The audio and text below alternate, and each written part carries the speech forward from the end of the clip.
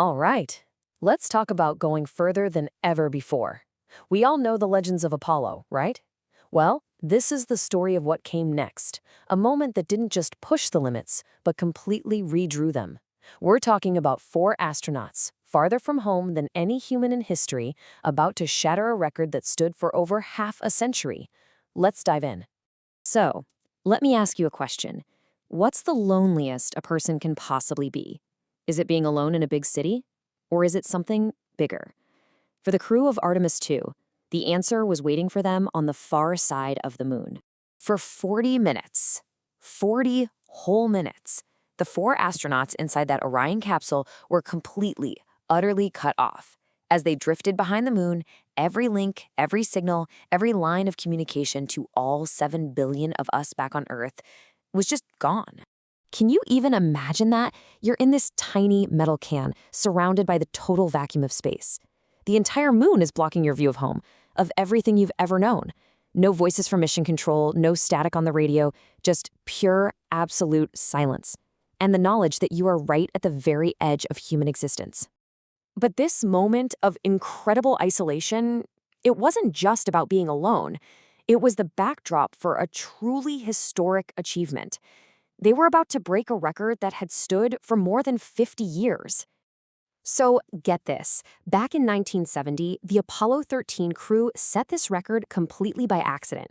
They were in the middle of a life-threatening crisis, and their emergency trajectory swung them farther from Earth than anyone had ever been. For 50-plus years, that record was untouchable.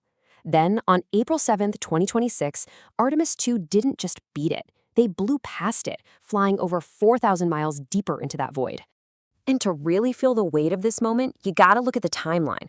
After Apollo 17 in 1972, we just stopped. For 54 years, no human went back to the moon.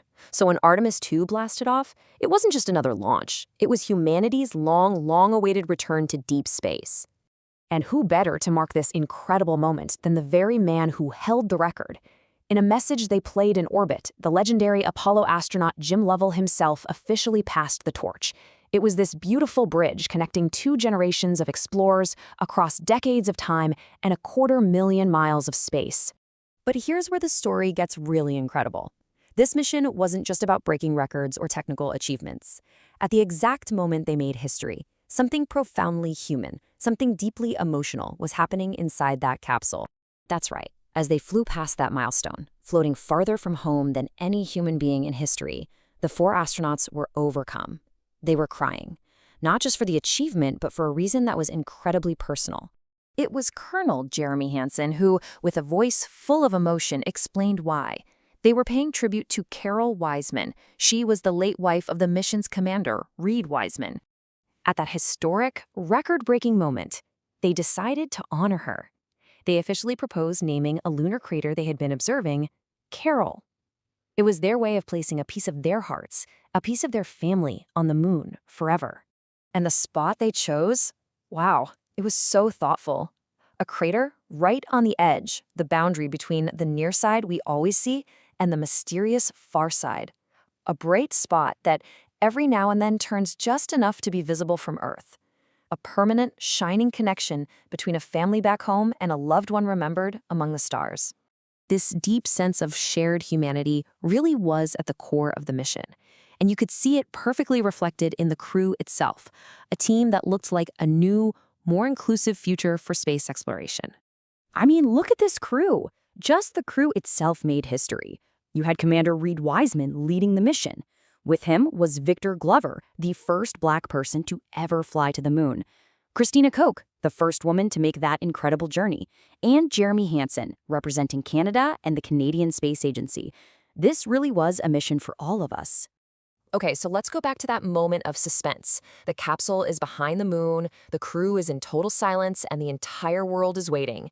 Back in mission control, those 40 minutes must have felt like a lifetime. Just imagine the tension.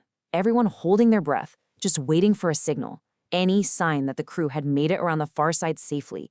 And then, finally, a voice crackled through the speakers. 7 simple words from Christina Koch. We are happy to say we copy. And you can just imagine the explosion of relief and cheers that followed. Contact was back, the crew was safe, and man, did they have some stories to tell. And their reward for that perilous journey, a view that no human had ever witnessed before. They were the first to see the strange lunar swirl known as Reiner Gamma up close. They saw the rugged, cratered landscape of the far side of the moon with their own eyes. And they saw a solar eclipse from orbit, watching the moon's shadow glide across our own beautiful planet. This achievement was so huge, it even got a call from the White House. Donald Trump called the crew directly while they were still in orbit, congratulating them and calling them modern-day pioneers. A pretty surreal moment on an already historic mission. But maybe the most powerful message from the whole trip came from Christina Koch. After traveling farther than any person in history, her big takeaway wasn't about the stars or the void. It was about home. A beautiful reminder that no matter how far we explore, the journey is always about coming back to Earth and coming back to each other. So Artemis II completely rewrote the record books. It reminded us what we're capable of when we explore, but also how deeply connected we are to this planet. It officially passed the torch to a new generation. The only question left is, how far will they go?